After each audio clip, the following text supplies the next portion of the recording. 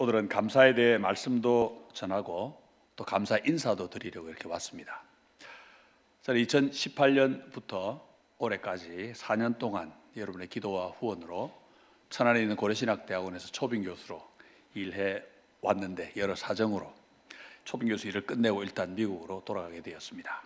여러분의 사랑과 기도를 생각하면서 4년 동안 열심히 한다고 했습니다만 얼마나 효과가 있었는지는 잘 모르겠습니다. 주께서 어여삐 보아주시기를 기도하면서 여러분이 하신 수고에 주께서 큰 은혜와 사랑으로 갚아주시기를 기도합니다.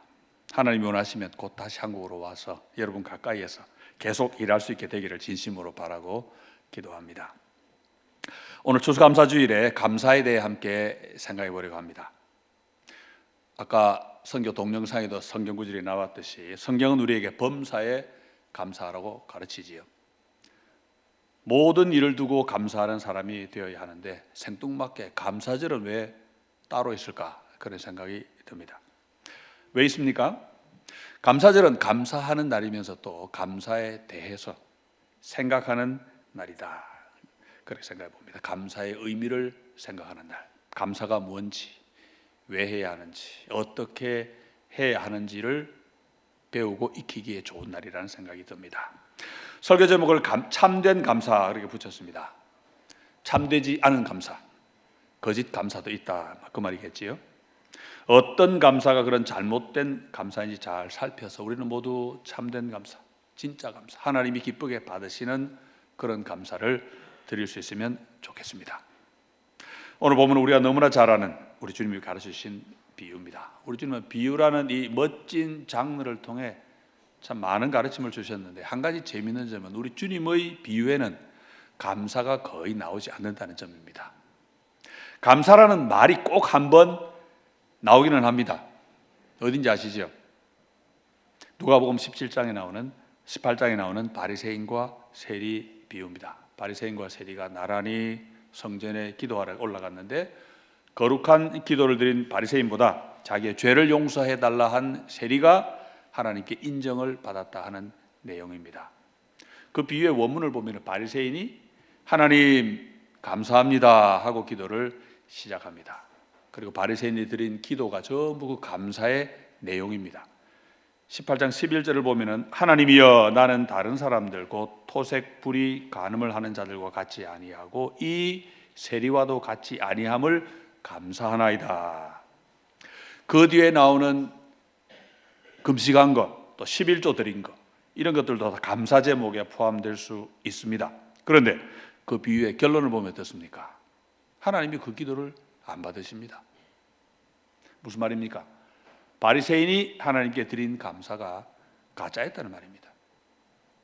예수님의 비유에 나오는 단 하나의 감사가 이렇게 가짜 감사입니다. 왜 가짜 감사였을까요? 내용은 다 좋은데 그 좋은 게 전부 자기 자랑입니다. 토색, 불의, 간음 그런 죄를 남들은 지지만 저는 지지 않습니다. 금식하고 11조 드린 것도 다 자기가 한 일입니다. 이 더러운 세리하고 비교가 안 될 정도로 깨끗하고 거룩한 삶을 살았지요. 여러분, 그런데 감사가 뭡니까?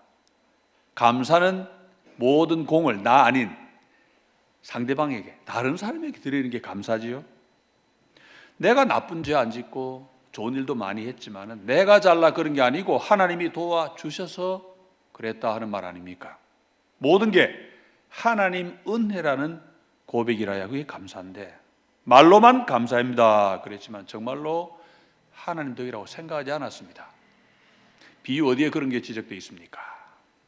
결정적인 증거는 세리와 자기를 비교했다는 점입니다. 11절에 이 세리와도 같지 아니함을 감사하나이다.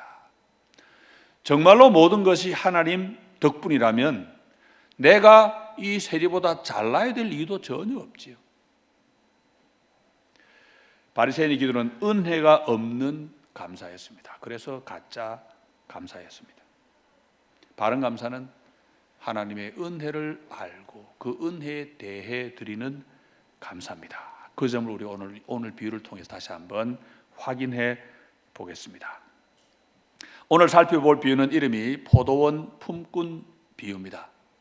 하나님의 나라가 어떤 곳인지, 또 어떤 사람이 그 나라에 들어가는지 주님이 설명해 주신 비유입니다. 비유를 바로 알려면 우리 언제나 배경을 먼저 알아야 된다, 그렇게 배우셨죠. 돈 많은 청년 하나가 예수님께 찾아와 영생의 길을 물었습니다. 주님은 가진 거 다 가난한 사람을 주고 나를 따라오면 된다, 그렇게 가르쳐 주셨습니다. 청년은 재산이 얼마나 많았는지 그냥 한숨만 푹 쉬고 가버렸습니다. 그러자 주님이 부자가 천국 가는 거 정말 어렵다. 얼마나 어렵냐 하면 낙타가 바늘기로 들어가는 것보다 더 어렵다, 그렇게 말씀하셨습니다. 그래서 제자들이 아니 그런 식이라면 누가 구원을 얻을 수 있겠습니까? 그렇게 여쭈었고 주님은 사람은 못하지만 하나님도 다 하실 수 있다, 그렇게 대답하셨습니다. 그러자 나서기 좋아하는 베드로가 주님, 저희는 다 버리고 주님을 따르지 않았습니까? 저희는 그런 보상으로 뭘 받겠는지요? 그렇게 여쭈었습니다. 그랬더니 주님은 또 너희도 나처럼 보좌에 앉아 다스리고 버린 것보다 몇 배를 받고 또 영생을 선물로 받을 것이다, 확인해 주시고는 마지막으로 이 말씀을 덧붙이셨습니다. 19장 30절에 그러나 먼저 된 자로서 나중되고 나중된 자로서 먼저 될 자가 많으니라. 1등이 꼴찌가 되고 꼴찌가 1등이 될 거라, 그 말씀입니다. 그런 일이 많이 있을 것이다 하십니다. 자, 그런데 오늘 읽은 본문 마지막 구절이 또 뭡니까? 16절 보니까 이와 같이 나중된 자로서 먼저 되고 먼저 된 자로서 나중되리라. 이와 같이, 그러니까 오늘 들려주신 비유 말씀은 주님을 따르는 사람들이 왕노릇도 하고 많이 받고 영생도 얻을 것인데 그 과정에서 1등과 꼴찌가 어떤 식으로 바뀌게 될 건지 그걸 설명하시는 말씀입니다. 비유의 내용을 먼저 한번 간단히 볼까요? 어떤 포도원 주인이 아침 일찍 인력시장에 나갔습니다. 대충 봐서 아침 7시쯤 나간 것 같아요. 한 데나리온을 주기로 하고 사람들을 구해서 포도원에 보냈습니다. 한 데나리온은 노동자의 하루 품삯이니까 적정한 임금으로 볼 수 있습니다. 아침 9시에 나가보니까 일꾼이 또 있어서 포도원에 보냈습니다. 조금 뒤 12시 정오에 나가보니까 일꾼이 또 있습니다. 그래서 포도원에 보냈습니다. 이후에는 액수는 말하지 않고 일한 만큼 주겠다, 적당히 주겠다, 그렇게 약속을 했습니다. 오후 3시에 나가보니 또 있어서 사람들을 또 포도원에 보냈고, 하루가 거의 마감되는 오후 5시에 나가보니까 또 노는 일꾼이 있습니다. 노는 사람이 있습니다. 일꾼이 아니죠. 사람이 있습니다. 그래서 왜 이렇게 놀고 있느냐 물었더니 자기들을 써주는 사람이 없다고 합니다. 그래서 포도원에 가서 일해라, 그리고는 포도원에 보냈습니다. 1시간 뒤 오후 6시에 하루 일과가 끝났습니다. 주인 일꾼들에게 품삯을 주는데 재미있게도 마지막에 온 사람부터 줍니다. 그런데 1시간밖에 일하지 않았는데도 한 데나리온을 줍니다. 그러자 아침 일찍 온 사람들이 속으로 자기들은 더 받지 않을까 은근히 기대했습니다. 약속한 보수는 물론 한 데나리온이지요. 그런데 겨우 1시간 일한 사람에게 한 데나리온 주는 것을 보고서 자기들 하루 종일 일했으니까 설마 더 주겠지, 그렇게 예상한 겁니다. 그런데 웬걸 자기 차례가 되어서 받아보니까 자기도 한 데나리온밖에 안 줍니다. 기대가 실망으로 바뀌면서 불평이 터져나왔습니다. 아니 어떻게 우리를 이런 식으로 대우하십니까? 불평의 이유는 똑같이 취급했다는 거지요. 자기들은 땡볕에서 온종일 고생했는데 겨우 1시간 일한 사람하고 똑같은 보수를 줬다는 것입니다. 쉽게 말해 포도원 주인이 잘못했다, 포도원 주인 나쁘다, 그런 말입니다. 그러자 주인이 그중 한 사람을 불러 꾸중합니다. 이 사람아, 내가 뭘 잘못했는가? 자네에게 약속대로 한 데나리온을 주지 않았는가? 자네 것 가지고 가게. 나중에 온 사람에게 더 주는 것은 내 마음일세. 내가 사람이 좋아서 그 사람을 챙겨준 건데 자네들은 그런 나를 어떻게 나쁜 사람으로 보는가? 그러면서 주님은 끝으로 이 비유의 교훈을 던져주십니다. 16절, 이와 같이 나중된 자로서 먼저 되고 먼저 된 자로서 나중되리라. 무슨 말씀입니까? 아침 일찍 온 사람들 하루 종일 땀 흘리고도 칭찬 아닌 꾸중을 들었습니다. 반대로 1시간 일하는 사람은 일은 적게 하고 돈은 똑같이 받고 꾸중은 안 들었습니다. 비유를 들을 때 의문이 하나 생기지요. 저도 그런 궁금증이 있었습니다. 사실 일찍 온 사람들의 불평은 얼마든지 이해할 수 있는 것입니다. 남들보다 수고를 더 했는데도 보수는 똑같이 받는다면 계약대로 받았다 하더라도 억울하다는 생각이 들겠지요. 사람이 누구나 다 그렇게 생각할 겁니다. 먼저 온 사람들이 불평한 이유가 바로 거기에 있었습니다. 불평의 근거는 한마디로 비교였습니다. 비교. 나중에 온 이 사람들에 비해서 우리가 더 많이 일했다 하는 생각입니다. 맞는 말이긴 한데 문제는 뭐겠습니까? 그 불평, 그 억울함의 원인을 포도원 주인에게 돌린다는 점입니다. 자기들이 볼 때는 포도원 주인이 나쁜 사람입니다. 언뜻 들으면 일리가 있는 것처럼 보이지요. 자기들 그렇게 대한 사람이 포도원 주인 맞습니다. 그런데 그 불평에는 아주 심각한 오류가 하나 숨어 있습니다. 자기들을 부당하게 대하는 것 처사 하나로 포도원 주인을 평가하다 보니까, 다시 말해 자기들이 겪은 그 일 하나로 그걸 근거로 주인을 보다 보니까 주인이 어떤 분인지 주인의 참 모습을 보지 못하게 되었다는 점입니다. 그래서 주인이 불평하는 사람 하나를 불러가지고 설명한 거죠. 우선 자신을 나쁘게 보는 게 잘못이라고 설명해 줍니다. 왜요? 약속한 대로 임금을 지불했으니까 좋은 고용주 아닙니까? 여러분, 노동자 임금 떼먹는 악덕 기업주가 세상에 얼마나 많습니까? 어쩌면은 일찍 온 이 사람들도 종일 일하면서 마음속으로는 오늘 일한 품삯 제대로 줄까? 아마 그런 걱정했을지도 모릅니다. 그런데 약속대로 한 데나리온을 줬으니까 좋은 주인 맞지요. 주인은 또 늦게 온 사람에게 더 주는 그것도 불평할 일이 아니라고 말합니다. 일단 주인 자기 돈이잖아요. 얼마든지 자기 마음대로 더 줄 수 있습니다. 거기다가 더 주는 것은 주인이 사람이 좋기 때문입니다. 늦게 온 사람들이 늦게 온 이유가 뭡니까? 인력시장에 늦게 나왔습니다. 그런데 게을러서가 아니고 보니까 정황을 볼 때 인력시장을 여기저기 갔다가 일을 못 구하고 마지막에 여기 왔다가 이 사람을 만난 것 같아요. 주인이 왜 여기서 놀고 있느냐 물으니까 뭐라고 얘기하겠습니까? 7절에 우리를 품꾼으로 쓰는 이가 없음이니이다. 하루 종일 기다려도 써주는 사람이 없어서 그렇게 빈둥거리고 있었던 겁니다.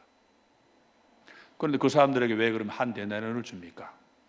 그 사람들도 부양할 가족이 있습니다. 주인이 일꾼을 구해서 포도원에 보내면 포도원도 물론 운영이 되겠지만 일꾼들도 일을 해서 식구들을 먹여 살릴 수 있습니다. 기업주와 종업원이 그런 식으로 상생하는 게 우리 경제 아닙니까?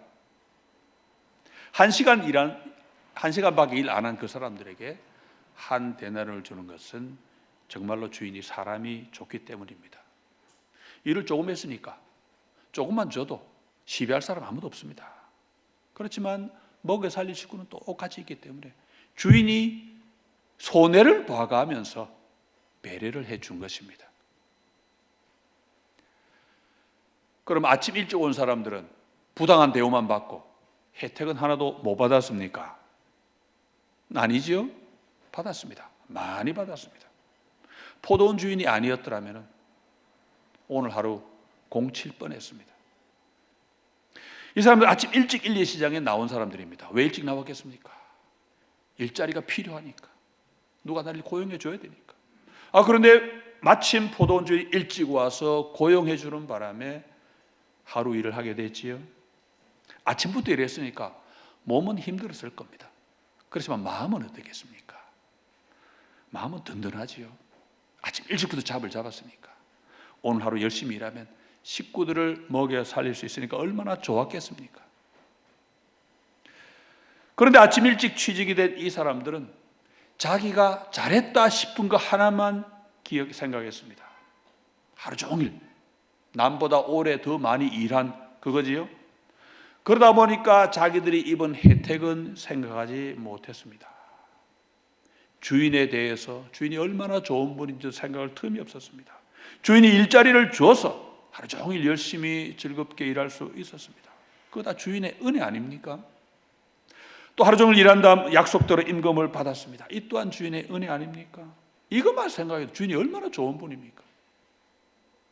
거기다가 이 주인은 일을 많이 못한 사람들도 배려해 주는 분입니다.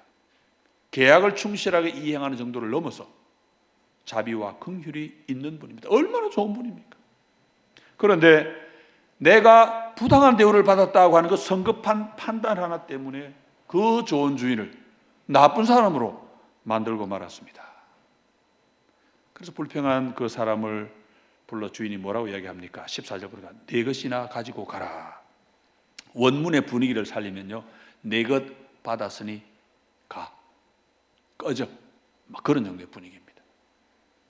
너와는 계약이 끝났으니까 적게 일한 사람에게 더 주는 이 일에 내가 참견할 자격이 없다, 그런 말입니다.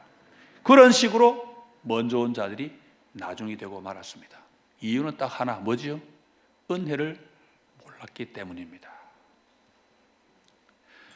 반대로 나중에 온 사람들은 먼저 됩니다. 어떻게 해요? 자, 1시간 일하고 하루치 임금을 받은 사람들을 생각해 봅시다. 자, 일자리를 못 구해서 하루 종일 인력 시장을 전전하며 시간을 허비하고 있었습니다. 하루에 빈둥거렸을 거니까 몸은 편했는지 모르지만 마음은 어떻습니까? 얼마나 무겁고 힘들었겠습니까? 온 식구 주름배를 움켜쥐고 잠자리에 들어야 하는 건 아닐까? 두려운 마음도 있었을 것입니다. 그러니 비록 많이 늦긴 했지만 포도원의 일자리가 났을 때 얼마나 기뻤겠습니까? 겨우 한 시간이지만 그거라도 어딥니까? 아마도 감격하는 마음으로 포도원으로 달려갔을 것입니다. 그리고 품삯을 받는 순간 아마 깜짝 놀랐겠지요. 1시간밖에 안 했는데 하루치를 다 줍니다. 세상에 이런 좋은 주인이 어디 또 있겠습니까?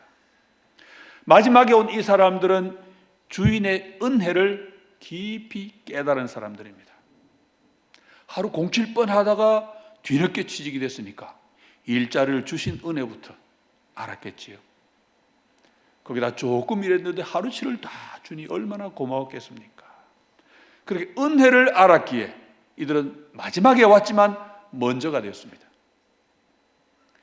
주님이 감사라는 말은 언급조차 안 하셨지만은 이 사람들 마음에는 그저 감사 하나로 충분했을 것입니다.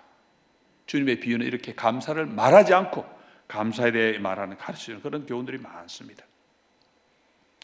우리 주님의 비유는 참 기묘하고 놀라운 점이 가득합니다만은 이 비유에서는 품삯을 줄 때 나중에 온 사람부터 먼저 준 점이 좀 특이합니다.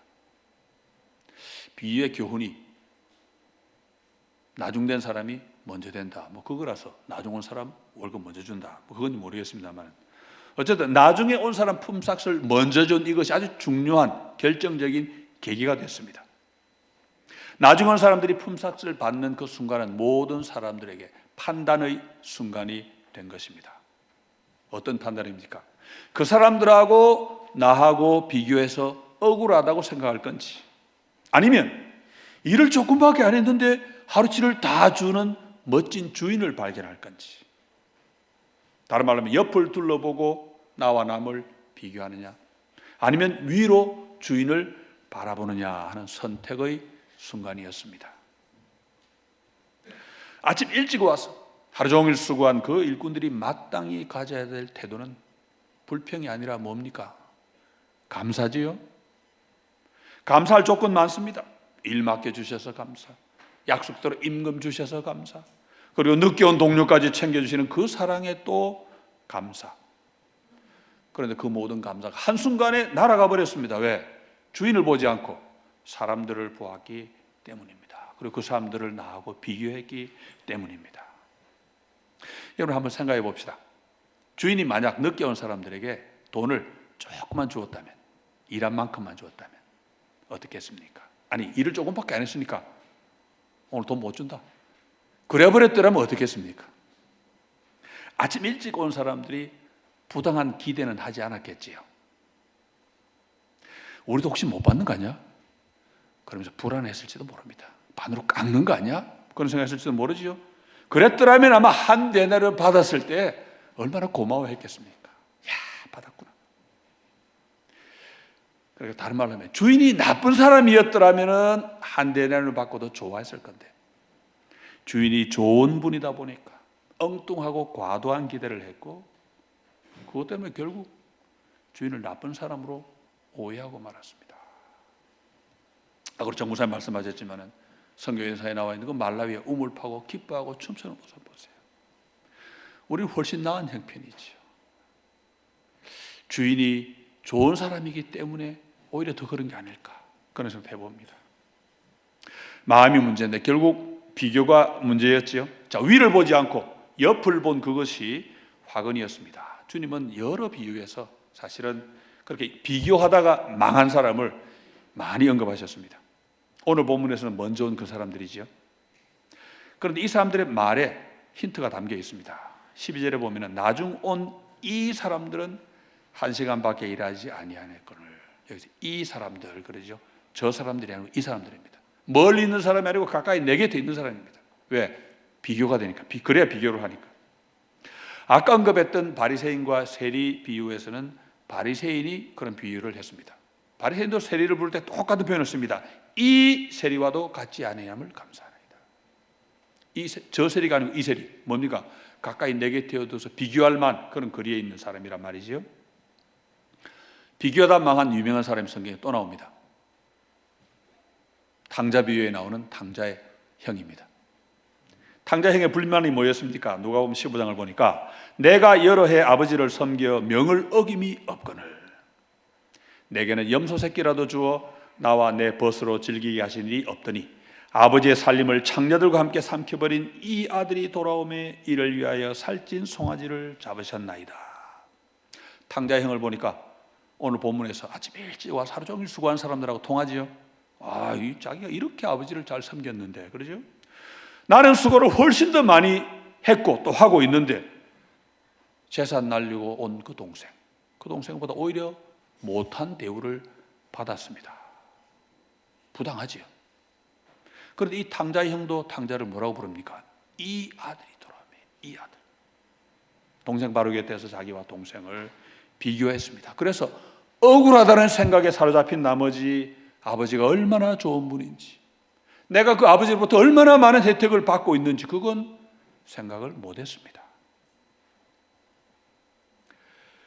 주님의 이 비유는 하나님의 나라에 대한 비유입니다.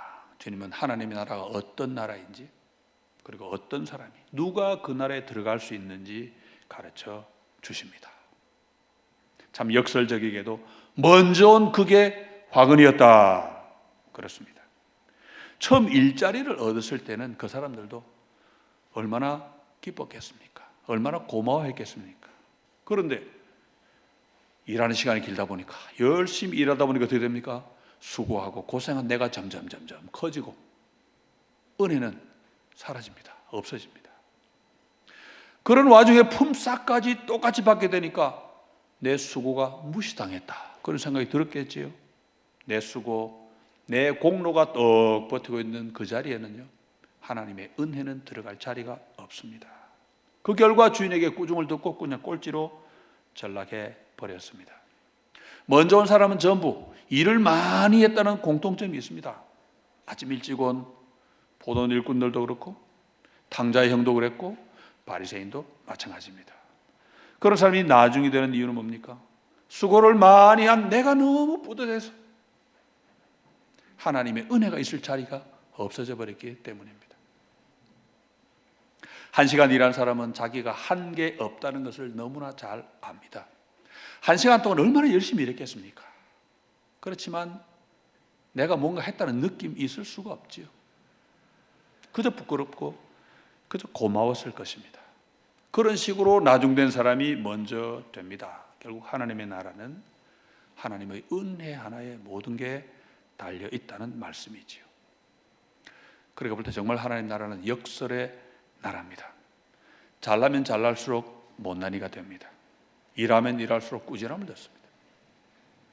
반대로 못나면 못날수록 오히려 하나님께 인정을 받습니다. 일 안 한 사람, 아니 일 못한 사람이 하나님께 칭찬을 듣습니다. 말도 안 되는 것 같지요? 화가 날 수도 있습니다. 그런데 하나님의 나라가 그런 곳이라고 주님이 지금 우리에게 가르쳐 주십니다. 그럼 일을 아예 하지 말라, 뭐 그런 말씀이겠습니까? 그건 아니겠지요.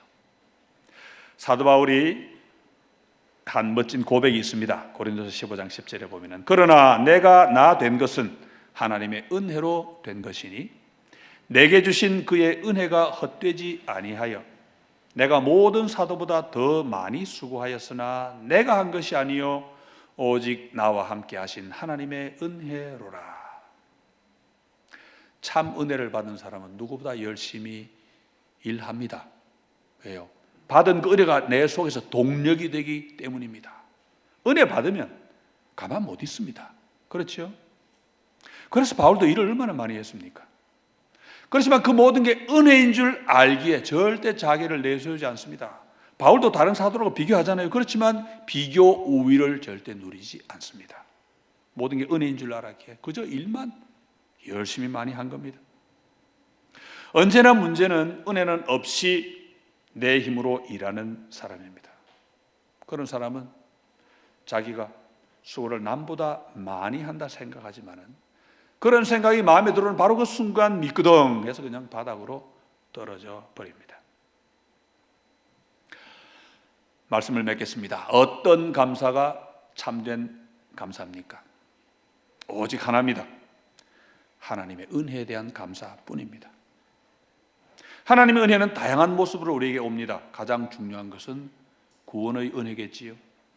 우리를 구원하시려 독생자까지 아끼지 않고 내어주신 은혜입니다. 오늘 본문 표현을 대로 한다면 우리를 불러 포도원에 보내 일하게 하신 바로 그 은혜입니다. 사랑하는 서울영동교회 성도 여러분, 나를 위해 죽으신 예수 그리스도의 은혜를 믿으시지요? 우리를 그 나라에 들어가게 하신 그 은혜 믿으십니까? 오늘 우리가 드릴 가장 중요한 감사입니다. 그렇게 구원의 은혜를 아는 사람에게는 다른 모든 것이 또 은혜가 됩니다. 왜 그렇습니까? 독생자를 주실 정도로 우리를 사랑하시는 하나님인데 뭐가 아까워서 안 주시겠습니까? 우리가 잘 아는 하나님의 약속이 있지요. 로마서 8장 28절, 우리가 알거니와 하나님을 사랑하는 자 곧 그 뜻대로 부르심을 입은 자들에게는 모든 것이 합력하여 선을 이루느니라. 모든 것을 모아 선한 것, 영어로 good, 좋은 것으로 만들어 주십니다. 하나님 우리에게 주시는 것은 언제나 최고의 것입니다. 그러니 범사에 모든 것을 두고 감사드려야 마땅하지요.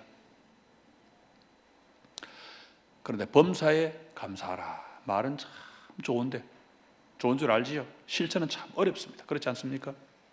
이유가 뭘까 생각해 보니까 우리가 눈이 너무 좋은 것 같아요. 하나님 주시는 것 가운데 좋은 것도 많은데 안 좋은 것도 많이 보입니다. 그래서 감사의 날 우리가 하나님 앞에 하나님 주세요 간구할 한 가지가 제가 볼 때 믿음의 눈이 아닌가 싶습니다. 믿음의 눈. 믿음이 있을 때 인간의 얄팍한 판단을 뛰어넘을 수 있고, 그렇게 되면 모든 것에서 하나님의 은혜를 발견하고 감사할 수 있습니다. 우리가 실제로 삶에서 드리는 감사를 보면 사실 이 남과 비교해 드리는 감사가 적지 않습니다. 그렇죠? 그런데 그런 감사도 하나님의 은혜에 대한 참 깨달음이 있다면 참된 감사가 됩니다. 사도 바울의 감사가 바로 그런 감사 아닙니까? 다른 사도와 비교했지만 은혜를 알았습니다. 그렇지만 우리는 그럴 때마다 우리가 바리새인처럼 될 수도 있다는 것을 기억하고 정말 조심해야 됩니다. 바리새인이 조금 더 악화되면 뭐가 되겠습니까? 오늘 본문에 나오는 그 사람처럼 비교하다가 폭발한 그 품꾼들처럼 될 수도 있습니다. 추수감사도 아름다운 감사지요. 올 한 해 모든 것을 공급해 주신 하나님 은혜에 대한 감사입니다. 그런데 다만 올 한 해 열심히 수고한 내 보람, 그걸로 드리는 감사가 되어서는 곤란합니다. 내 성취 때문에 감사하면 그게 교만의 근거가 되고 불평의 근거가 되고 나중엔 주님을 향해 폭발하게 됩니다. 정말 조심해야지요. 교회에서는 신앙생활 오래 한 사람, 헌신을 많이 한 분들이 특히 조심해야 됩니다. 내가 뭔가 했다 생각하는 그 순간 그냥 꼴찌로 미끄러져 버립니다. 고생만 실컷 하고 주님께 크게 꾸지람을 듣습니다. 그 주님이 우리의 자세를 어떻게 가르치십니까? 누가복음 17장 10절에 보면 이와 같이 너희도 명령받은 것을 다 행한 후에 이르기를 우리는 무익한 종이라 우리가 해야 할 일을 한 것뿐입니다. 그래야 할지니라. 그게 우리의 자세지요. 또 우리가 감사할 때는 안 좋은 방향으로 비교하지 않도록 조심해야 됩니다. 남에게 베푸신 혜택을 보고 배합하지 않도록 조심해야 됩니다. 어떨 때는요, 야, 저 사람 나보다 형편이 더 나은 것 같은데 왜 하나님이 저 사람에게 더 주시지? 그런 생각이 들 때가 있지요. 그럴 때마다 우리가 인간적인 판단을 조심해야 됩니다. 금해야 됩니다. 하나님은 우리보다 훨씬 더 잘 아십니다. 그럴 때마다 우리가 생각할 것은 하나님이 나를 위해 독생자까지 아끼지 않고 주셨다는 사실입니다. 저 사람에 비해서 내가 부당한 대우를 받았다 생각이 들 때마다 아니 하나님이 나를 이런 부당한 대우 하시려고 구원해 주시고 독생자를 주셨겠습니까? 말이 안 되잖아요. 그러니 그래서 내가 입은 은혜만 하나님 앞에서 잘 깨달으면 그런 생각 안 생깁니다. 마지막에 온 사람들에게 품삯을 먼저 주었다 그럴 때 말씀을 드렸지요. 하나님이 만약에 엄하고 무서운 분이었다면 아마 우리의 감사가 더 많아지지 않았을까, 저는 그런 생각을 해봅니다. 하나님이 너무나 좋은 분이시기 때문에 모든 것을 모아 항상 좋은 것만 주시는 분이기 때문에 우리가 버릇이 나빠져가지고 영어로 스포일 돼가지고 오해하고 마음 상하고 불평하고 그래서 감사도 제대로 못 드리는 것이 아닐까 그런 생각도 해봅니다. 혹 이 감사절에 진정한 감사의 마음이 잘 우러나오지 않는 그런 분들이 있다면 내가 혹 하나님의 선하심을 남용하거나 오용하고 있는 건 아닐까 한번 좀 돌아보시면 좋겠습니다. 천국은 어떤 곳입니까? 천국은 오직 하나, 은혜를 아는 사람만이 가는 곳입니다. 믿음의 눈을 가진 사람이 가는 곳입니다. 그리고 참된 감사를 드릴 줄 아는 사람이 가는 곳입니다. 오늘 감사의 날 우리의 모든 것을 두고 하나님 앞에 감사하면서 특별히 우리를 위해 독생자까지 아끼지 않고 내어주신 하나님 앞에 감사와 찬송을 돌립시다. 기도하겠습니다. 하나님 아버지,